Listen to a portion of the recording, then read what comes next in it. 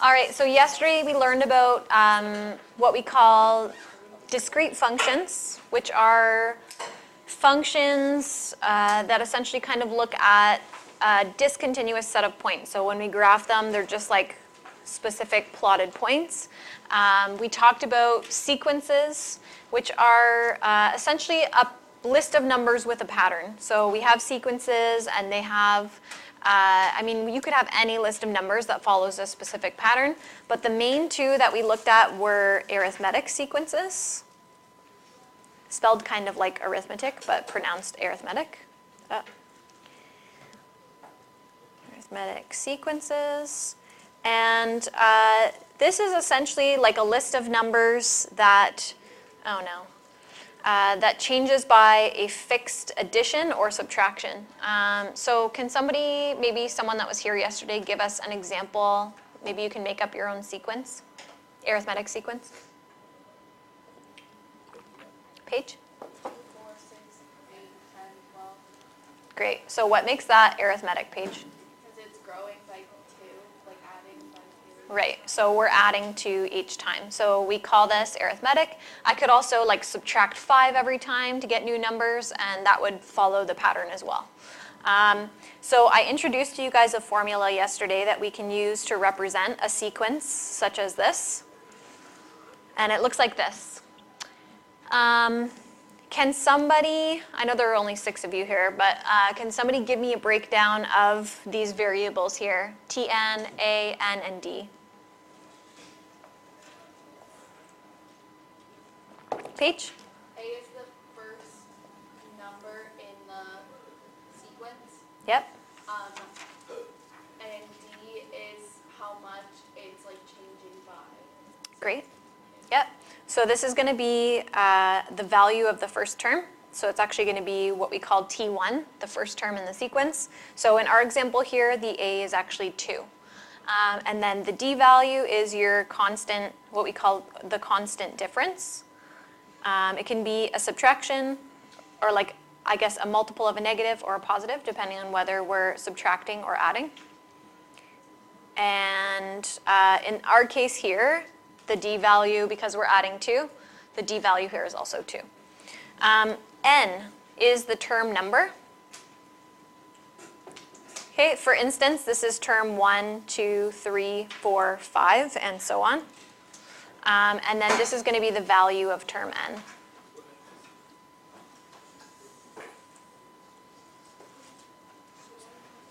Okay, so if I say guys. If I say T10, I'm interested in the value of the 10th term in this list. Okay, so that's kind of a breakdown of arithmetic. We also talked about another kind of sequence called geometric. I keep doing that. Geometric sequence. Can somebody who was here yesterday or that watched the video explain to me what a geometric sequence is and maybe give me an example? Andrew, can you grab the back door there? Go ahead, Owen. Okay, so our geometric has a constant multiple. Even if it's a division, like let's say it was dividing by 4, we would express that as a multiple of a quarter, so 1/4. Can someone give me an example of a geometric sequence?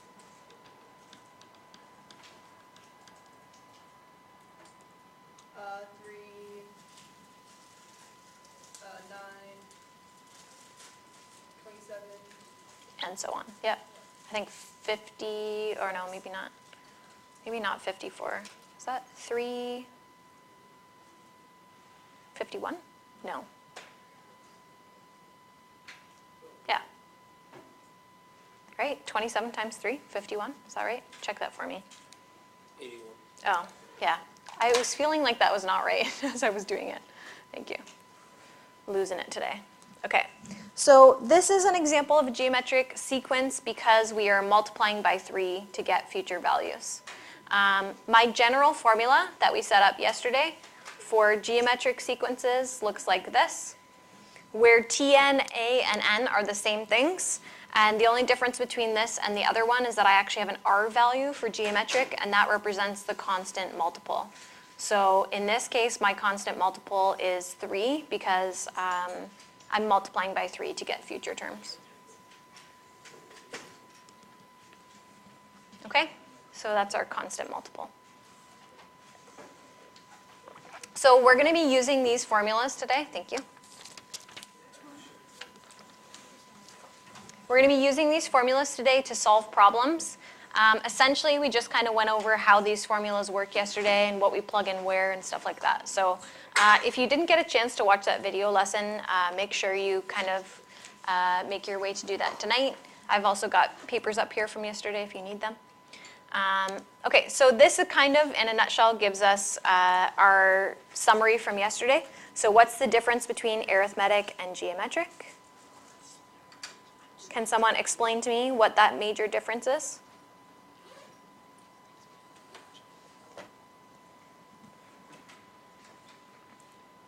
Paige, I feel like you could do it. Arithmetic is changing by adding or subtracting, Mm-hmm. and geometric is changing by multiplication. Great. So we essentially generate future terms in our list either by adding or subtracting if we're doing an arithmetic sequence. So I'll add 10 every single time and I'll get my new terms, whatever. And then our geometric, it's going to be changing by a multiple. So times 2 every time to get the next term. Okay, so that's the major difference. Arithmetic, in the formula, you'll see a D value for your addition and subtraction, and for geometric, you'll see an R value in the formula, representing the constant multiple. Okay, and then this is kind of just a little sample of what we did yesterday. So we're given a sequence here. We're going to determine whether this is an arithmetic sequence or geometric. Now that you guys know what these are, could anybody who maybe wasn't here yesterday give us an idea of whether this is arithmetic or geometric? -10, -4, 2. Isabella? Arithmetic because it adds 6 every time. Yeah, so we're adding 6 to get future terms, which means that we're going to choose arithmetic. Okay, and then if we are going to determine a general equation, I'm going to use that arithmetic equation that I just showed you on the previous page, and our job is to plug in A and D. Okay, Tn and n are always changing values because they change based on the term we're looking at, right? But A, that's always going to be the value of the first term, and D is always going to be that constant difference value that you're adding or subtracting to get to the next term. So our A value in this case is -10, because that's the first term in the sequence. And as Isabella said, we're adding 6 every time, so my D value will be +6. Okay, this is a general equation. What this allows me to do is actually find the value of any term in the sequence. I could even find the value of the 1000th term if I want, and I don't have to write out the entire sequence. That's kind of the big thing is for why we use the formulas and need the formulas, is that if I want information about like a term way down the line in that sequence, I don't want to have to write the whole thing out. That will take a lot of time depending on what term I'm asked to find. So for part C, this is kind of an example of how we can use the formula. If I plug in T21, we know that this n and this n, they're the same variable. So whatever I plug into the first n, I'll also plug into the second n. And then I'm just going to calculate the value of my term. So this will give me the value of the 21st term in the list. Okay, and I think here we should get 110.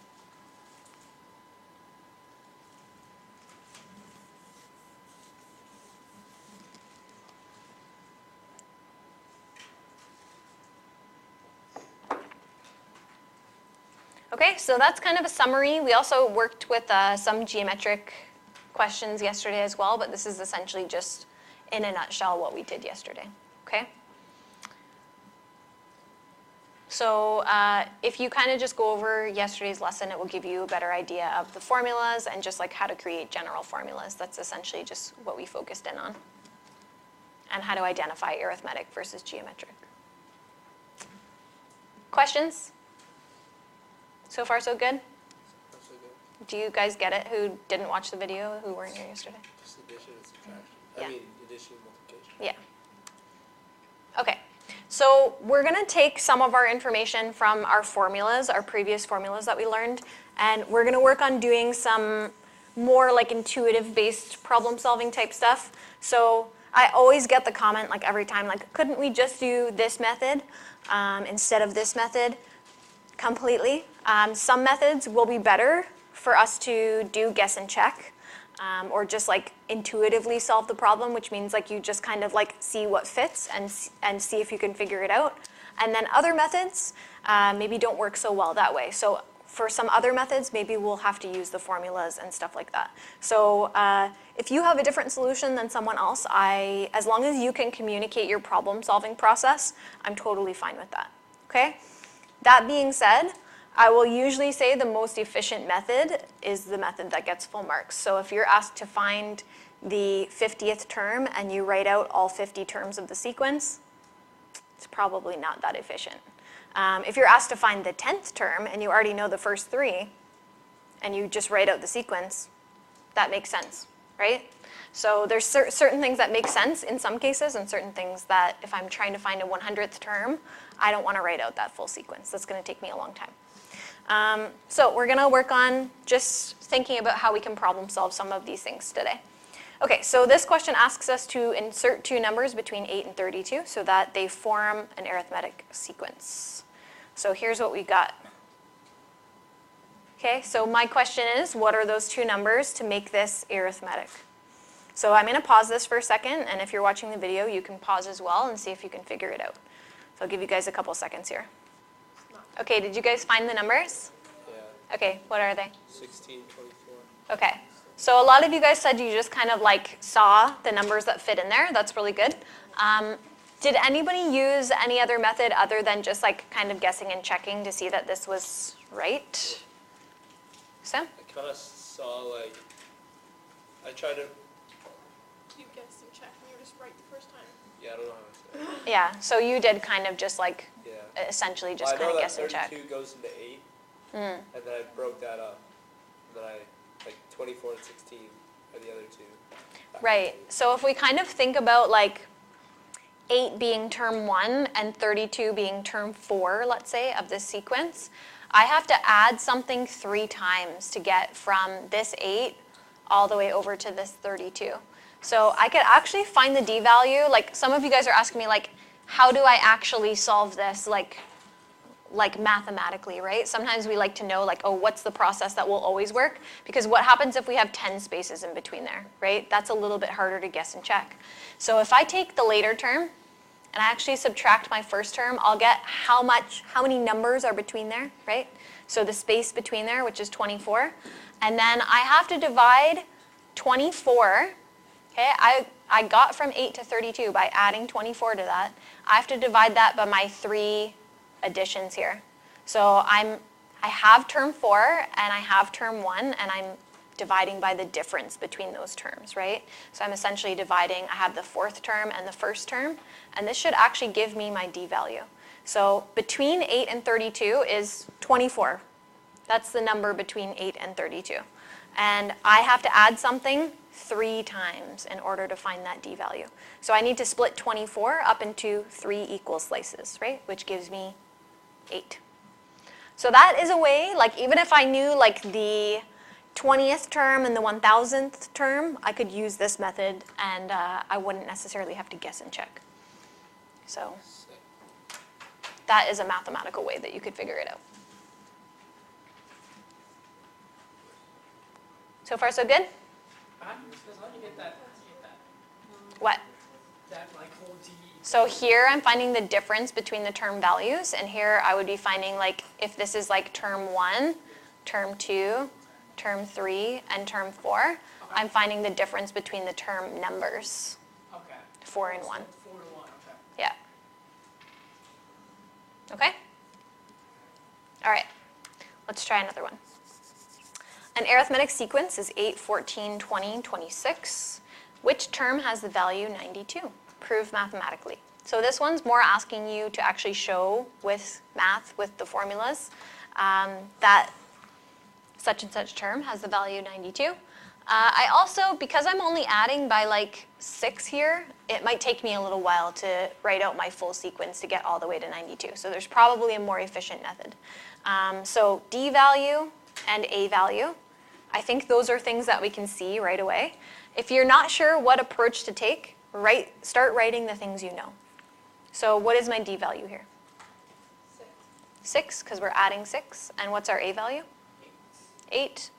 And I know some term Tn, I don't know what term that is, but some term has the value 92. And I'm interested in what term that is, what the term number is, right? So is it term 20? Is it term 14? What?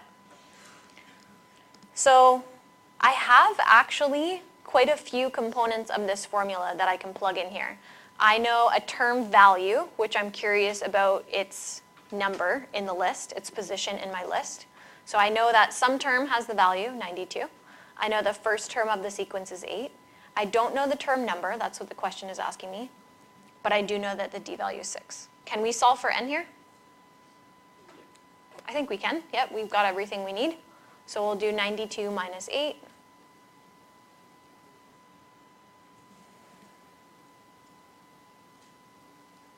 And then I'm going to divide out that 6 there. And then we'll bring the 1 over once we've done that.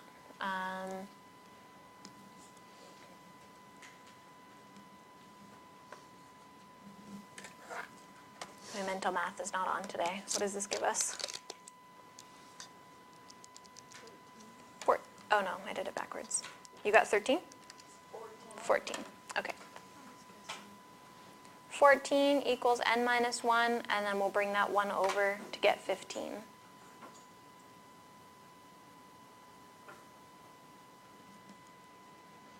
Okay. Could I have... I feel like this is like the easy stuff. And then You got a nice way to say yes. I know, I feel like this is going to get really hard. No, it's not that bad. Okay, this is kind of an example that teeters on the edge of a more efficient solution for me. Is it more efficient to plug into the formula or just write out the terms? It's probably equally as efficient. But if this were like the value 1,000, it's definitely not going to be efficient for me to start at 8 and try to write out all these terms to 1,000. So in that case, I'd want to be using my formula, right? But could we have written out until we got to 92? It's not that far down the line, so like we could have. How many points would you give us for that if we did that instead of... Well, it depends. Like if I'm asking you about like what is the value for 40 something, well that's going to happen really soon after 26, right? So I would expect you to use your common sense and say like, okay, I don't think I need to waste my time using a formula here, right? So I'm looking for more efficient. But again, like I said, if this was like 1,000 or something, you don't want to be sitting there writing out all those things. That's going to take you your whole test to write out every single term. And you think we could have written it out? Is that like, will it still be right, or will you like? It depends. It depends. If I ask for this, like for instance, we'll do some sum questions as well, where you find like the sum of the first 5 terms, and you use a formula for that, finding the sum of the first 5 terms, and you know like 4 of them. That's probably not very efficient, right? So you have to use your judgment. If it's teetering on that edge, I'll probably just give you full marks either way. Literally just pattern. Like this one kind of teeters on that edge, right? This is like complicated patterning from grade 8. Okay. Yeah, probably. Okay.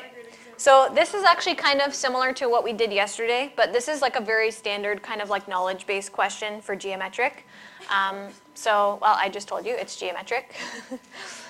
Why is this geometric? Because you divide it by 2. Oh, no you don't. Close. Divided by -2. Okay, so we actually express this as a multiple of -12. So if we're dividing by -2, our R value is -12.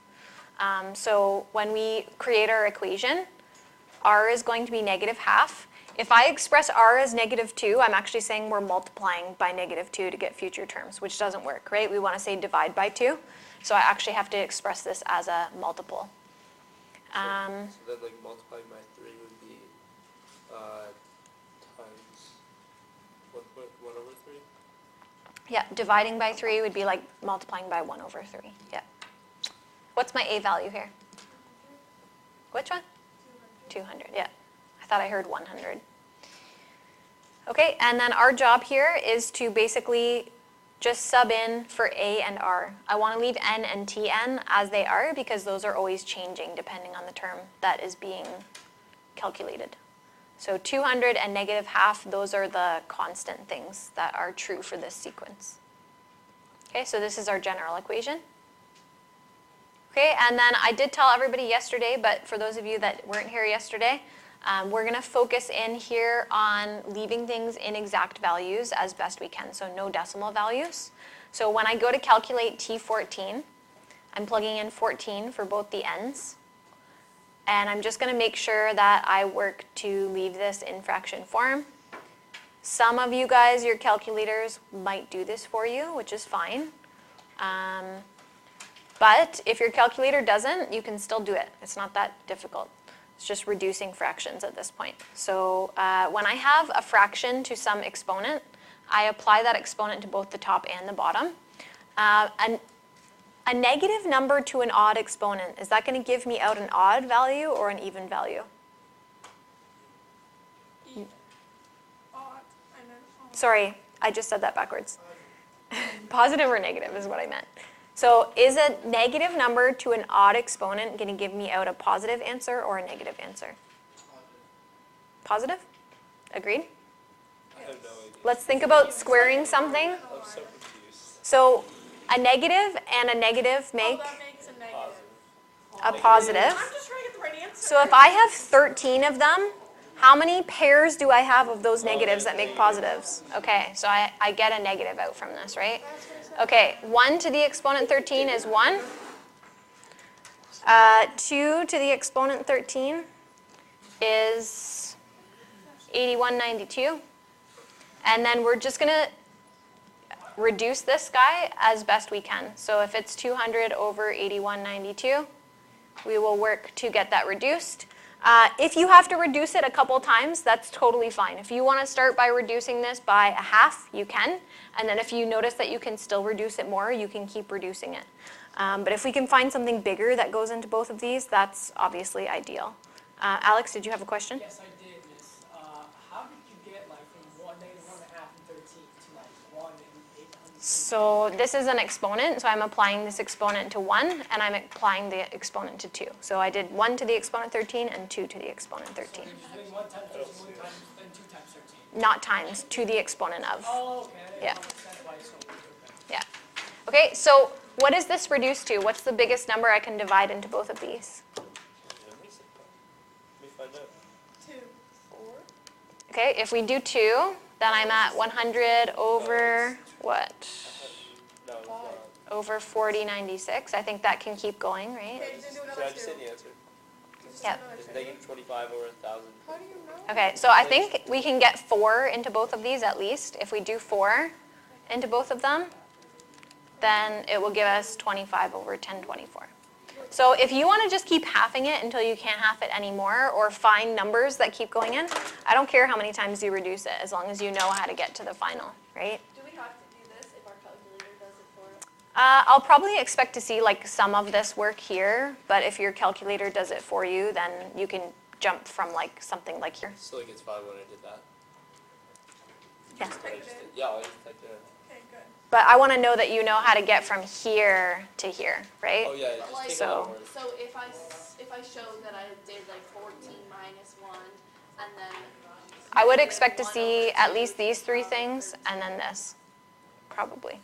Okay? So I want to know that you know that this exponent applies to both things here and how you would calculate that. Okay? Okay. Other questions before we move to the next? No? Okay. So you guys are gonna see what you can figure out for this one to complete this geometric sequence. I'll give you a couple seconds here. We want to fill in the missing gaps. Okay, this is geometric, so think multiple. This one's a lot harder. I know it.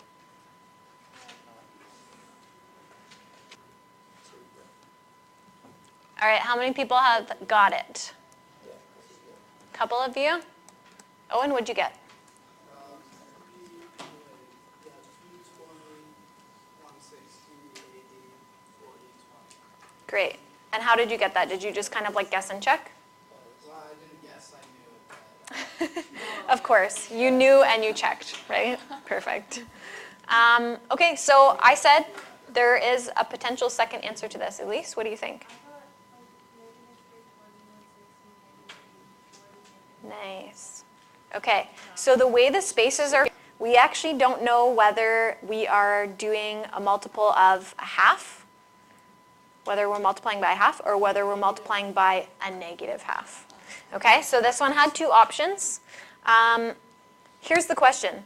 What if I had way more spaces in between these things and I had to fill them in? How could we figure this out?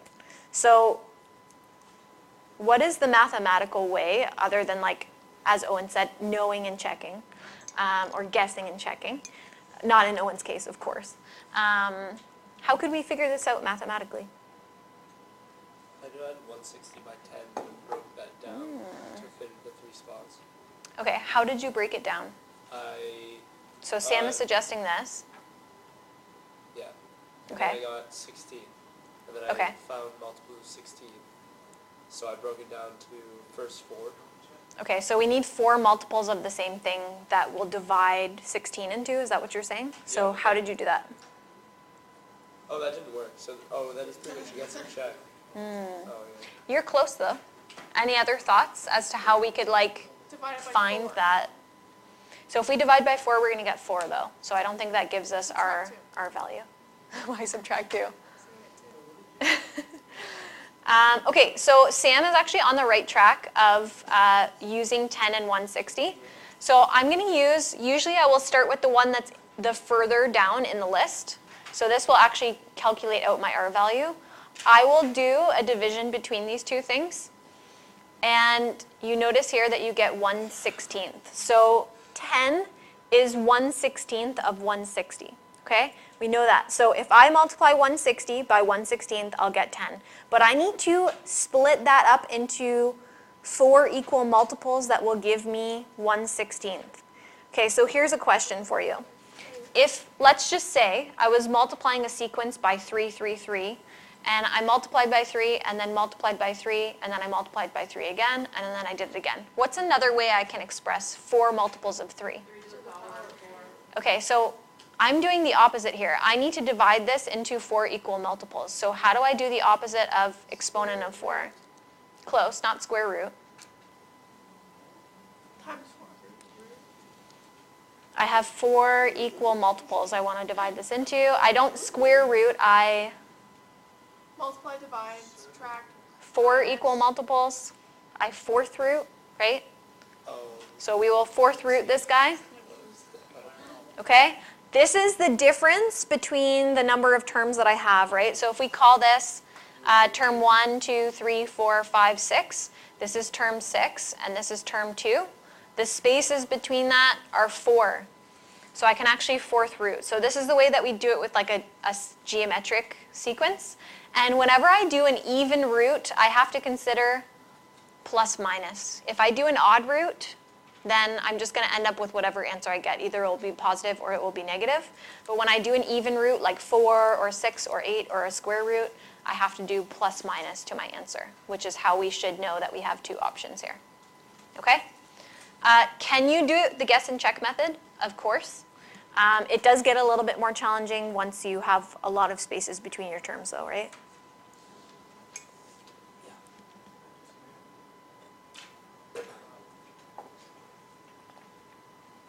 All right.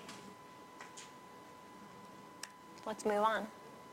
Okay, so this is kind of an example of what I was telling you about earlier. Like, what happens when we have this huge gap and we can't really, like, guess and check to fill in the gap, right? So we have the 50th term is 238 of an arithmetic sequence. The 93rd term is 539, and we're going to find a general equation to represent the sequence. What do I need to plug in to my general equation for an arithmetic sequence? What's the goal of this question? That would be a good idea for us to figure out. find the answer. Well, what do I need to plug in to get the general equation for the sequence? I need to plug in A, and I need to plug in D. So at the end of this, my goal is to sub in A and D here. Those are my question marks right now. Okay, so that's what I don't know and what I need to know. Okay, here's what I do know. I know that term 50 is 238. and I know that term 93 is 539. Okay? There is a quick way that we can do this, but I want to show you guys why this quick way works by using some of our info from grade 10. So let's just say I'm going to use these two pieces of information, and we're going to set up an equation for term 50 using our equation above here. So I don't know A, but I do know that the term number is 50. Wait, I'm confused. Where did you get the two sides from? You mean These are given to me in the question, right? Term 50 and term 93, and their values. I missed term 50. Okay? The value of term 50 is 238, and I can simplify 50 minus 1 to 49. Okay? That's the equation that represents one potential term in my sequence. My other equation, I can also set it up for 93, and I know the n value is 93. I still don't know A and D, but I do know the value of term 93, and it's 539. And I'll just simplify that 93 minus 1 to 92. Okay, so here we go. We've got two equations and two unknowns.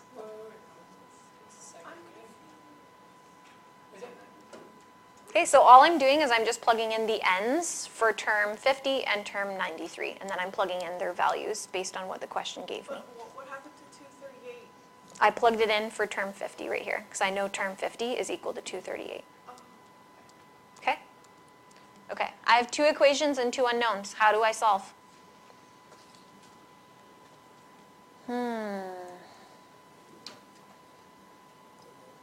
Alex? I'm not sure.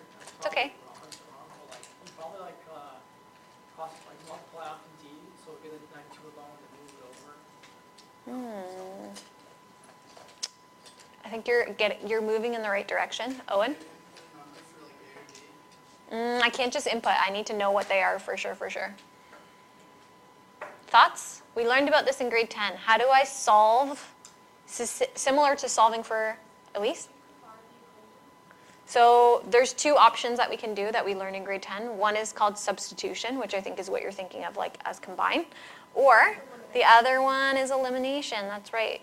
So basically elimination was just showing you guys how to find unknowns when you have two equations. In grade 10, we thought of this as like solving for a point of intersection, but we can really use this to solve any two equations with the same number of unknowns, so like two unknowns. I could solve three equations with three unknowns if I have a set of three equations. Okay, so for elimination, I think elimination is probably the easiest one to use here because the a's are already the same. So I need the coefficients of at least one of the variables to be the same.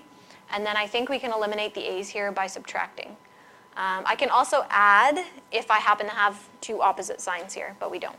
So here I think we have 301 is equal to, the a's are now gone, and then we have 43d. And we're just going to divide 301 by 43 to get d, which gives us 7.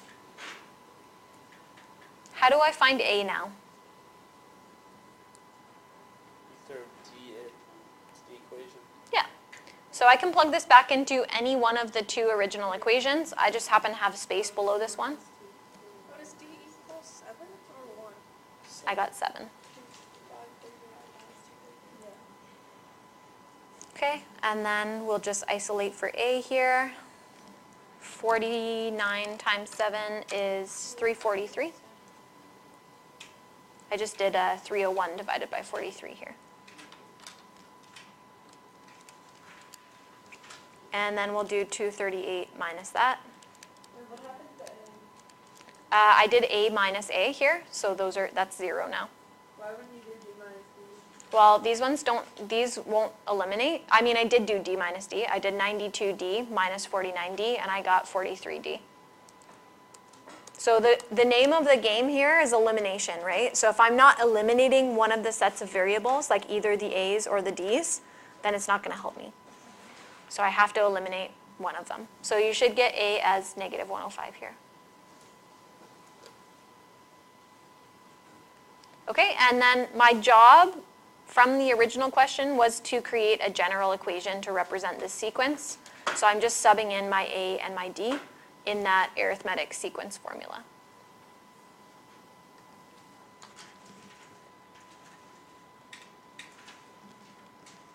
Daniel. So I got 7 using the old equation. Yeah, so that's what I was just gonna talk about. So we actually essentially did this over here. I'll flip back in a second, don't worry. So we actually essentially did this substitution thing when I showed you this method right here. It doesn't really matter how many spaces are between here. I could still use this method finding D. I can find the difference between the values of the terms and divide them by the difference between the term numbers. And that's actually what I'm doing when we do substitution over here. So 301 is actually the difference between these two term values that's given to me. So if I subtracted those and then divided them by 43, 43 is actually the difference between the term numbers that I showed you earlier. So the quick way to find the D value, I just wanted to show you guys so you know why it works. We're also going to do some examples a little bit later where you won't be able to use this little trick method that I showed you because it's going to have a combination of different formulas. So you actually will have to use an elimination method eventually. But for these easier ones, you can actually do the difference between the term values divided by the difference between the term numbers, and that will give you the D value. That's basically what we're doing here, right? We're doing the difference between the term values, and then we eventually end up dividing it by the difference between the term numbers. So like 92 minus 49, and that actually gives us a D value of 7. So you can absolutely use this method to find D. You still will have to set up one of these two equations to find your A value. Okay, either the 238 or the 539 one, but definitely a quick method to find your D. Okay, if all else fails, this is the formula that's going to be given to you. You have that formula. If you forget how to do this, right here, you can always use that formula and use elimination. Okay, so like I said, like it always comes up like, oh, can we use this quicker method? Totally. There might be some situations that you approach. I'll tell you for sure there will be some situations that you approach, not exactly like this, but similar to this, where you have to use elimination to solve. Okay? Okay. Fifth term of a geometric sequence is 48. And the eighth term is 360. Determine the 20th term. If I could find A and I could find R, I could plug those in and get my 20th term, right? So these are kind of my question marks right now. Could we fill in the gaps here? Okay, let's think about that for a couple seconds.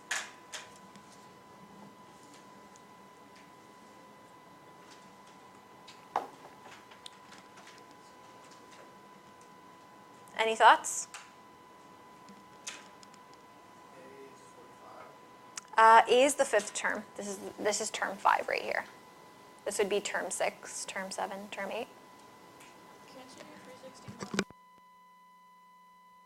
So I can do that if it's arithmetic, but this guy's geometric, so I need to find the multiple that is different between them.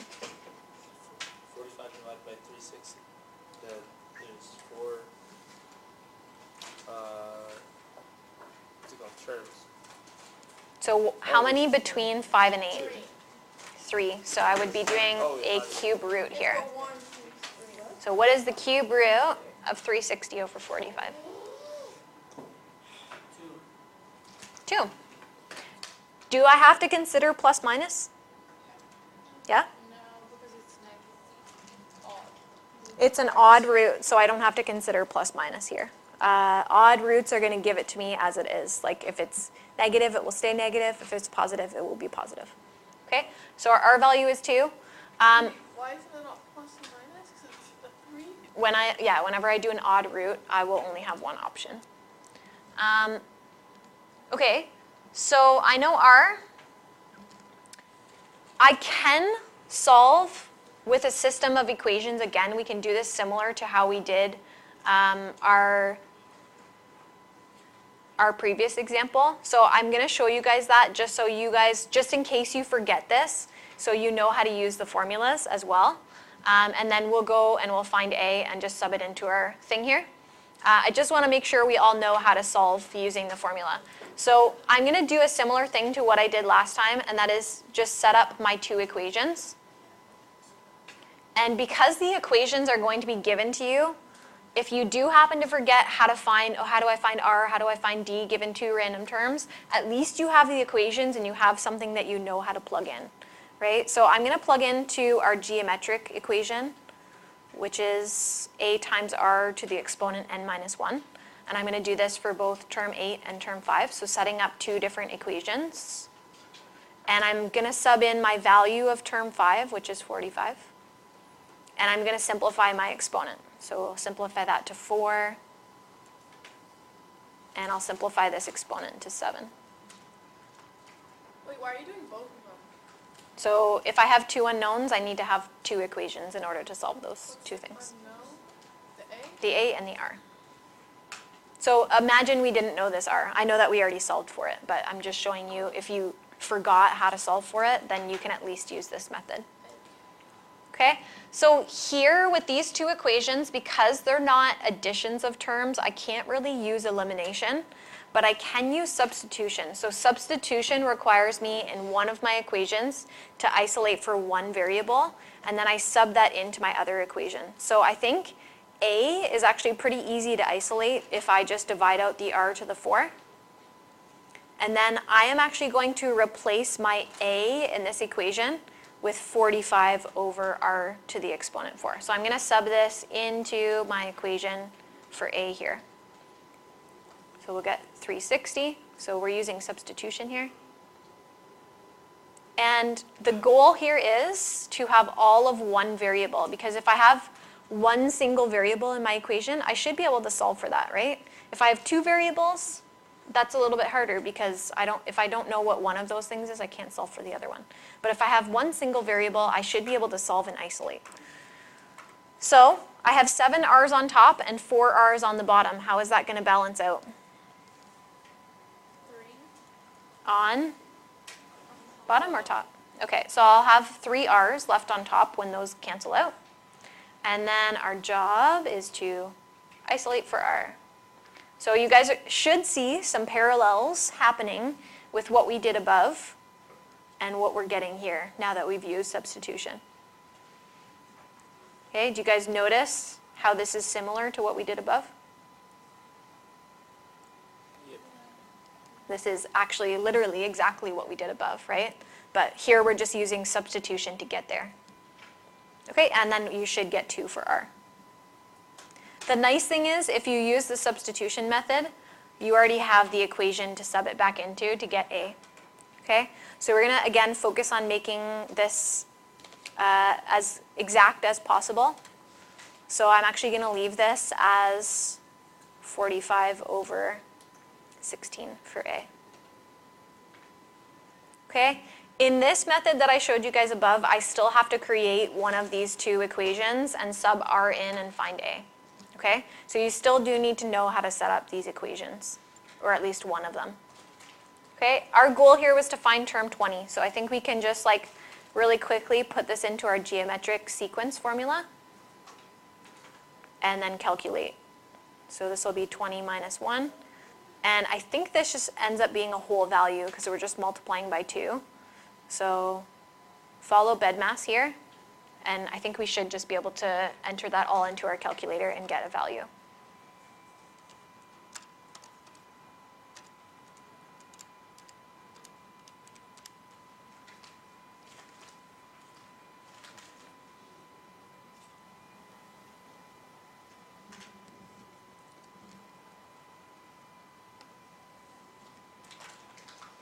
What do we get? Anyone?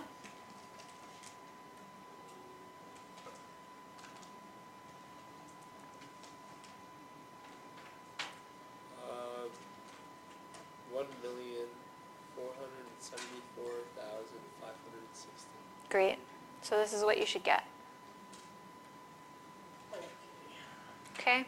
Alex? I have a million questions. That went by so fast. So obviously you started off by finding terms, which wasn't that hard. So the terms are given to me, right? So Term we're trying to 5 find and term 8. 5, so we use the term of 8 to help us find it, right? No, we have term 5, we have term 8. We need to find a and r. We need to find the first term and the constant multiple. So we're setting up two equations with that information that we have, the 45 and the 360. So I'm using my geometric sequence formula.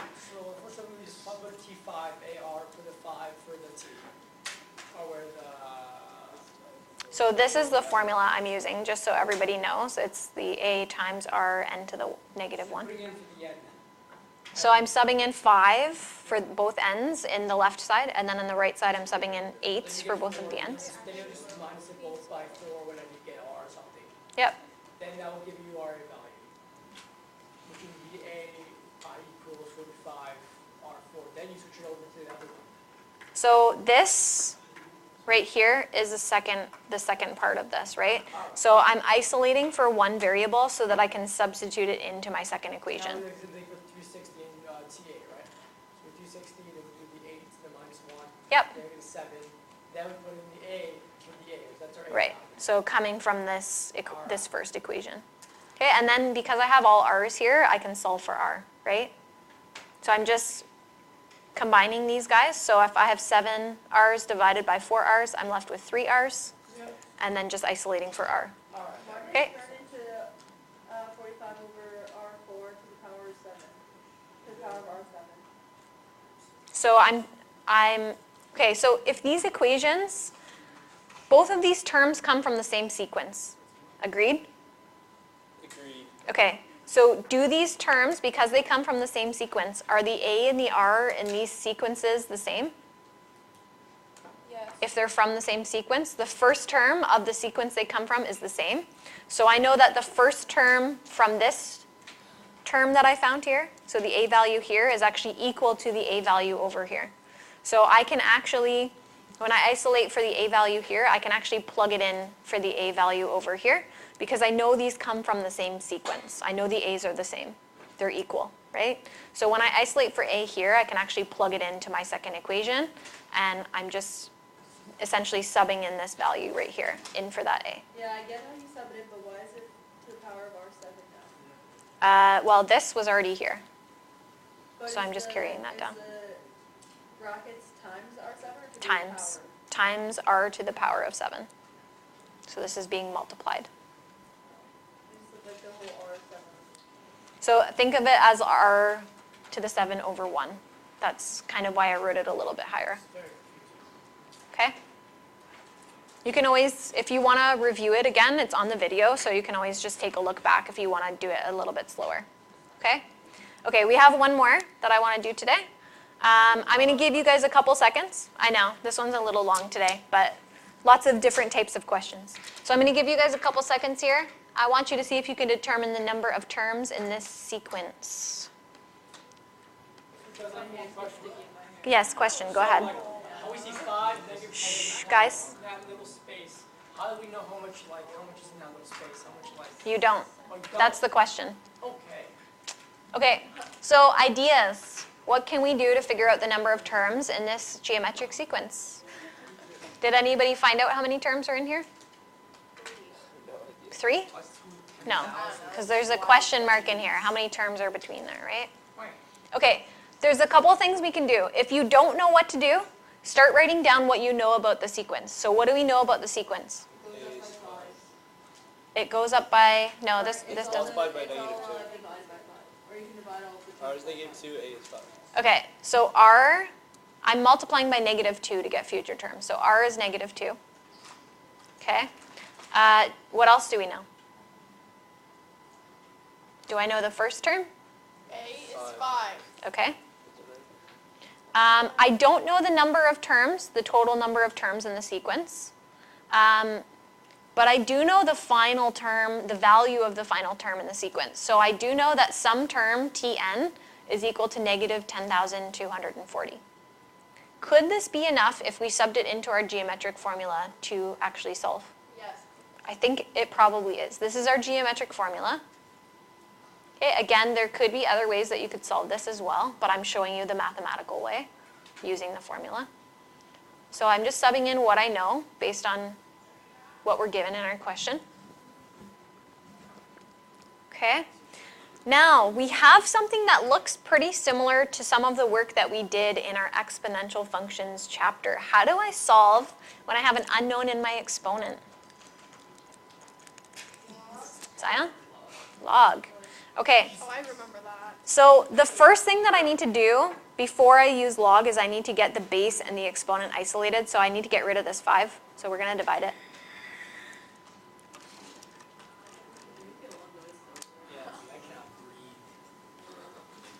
Okay, we get negative 2048 equals negative 2 to some exponent. Okay, here's the problem. If I try to use log right now, I can't take the log of a negative. And I would have to do that if I were to take the log of both sides. But if I can figure out, if I can maybe eliminate the negatives here and just say, what is the exponent that 2 would need to be raised to in order to get 2048? Times them both by like positive, no, like negative 1. You can't just because that's violating BEDMAS rules. But if I could solve this, conceivably, the exponent should be the same on negative 2 to get negative 2048 as it is positive 2 to get positive 2048, right? So I could use log with this, okay? Because we can't take the log of a negative, we can try this out. I could also just guess and check to see what exponent on a base of negative 2 is going to give me negative 2048. Could we try a couple things in our calculator and just see?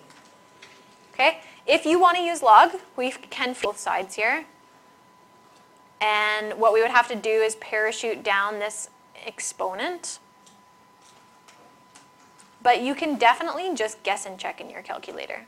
That is perfectly acceptable. N always has to be a whole number because n is talking about the term number. So I can't have a term 1.5. I can have term 1, term 2, term 3, term 4, term 5, and so on. So the nice thing about these is if you do guess and check, it's always going to be whole number exponents. Okay, and then I'll divide out the log of 2. And that should give me n minus 1, and then I can just add the 1 to solve for n. So what is the log of 2048 over the log of 2? It's 11. And then we have to move the 1. So n is 12. Okay? If you were to guess and check, I'm sure you would stumble across the value 12 eventually as your exponent value. Or I guess it would be 11, and then you'd have to say n minus 1 equals 11, and then solve for n from there. So guess and check is perfectly acceptable. Log is also perfectly acceptable. Another quick way that you could have done this question is you could have written out the sequence and then just counted the number of terms. Okay, this one's pretty quick because it's an exponential where it's being multiplied by the same value.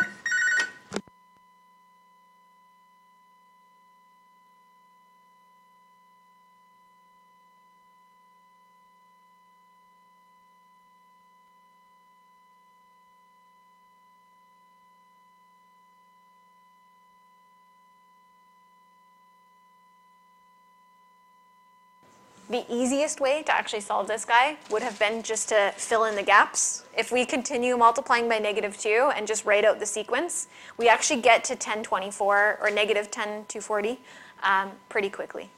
So that is a completely acceptable way. But if it happens to be a huge number, this is probably the route that you're going to want to take because it might take you a while to get to that big number. Elise? No, n is representing the term number. So in my list, how many terms are there? There's 12 terms. There can't be negative 12 terms, right? Sebastian? Why is Tn like that? Tn, that number. Sorry, can you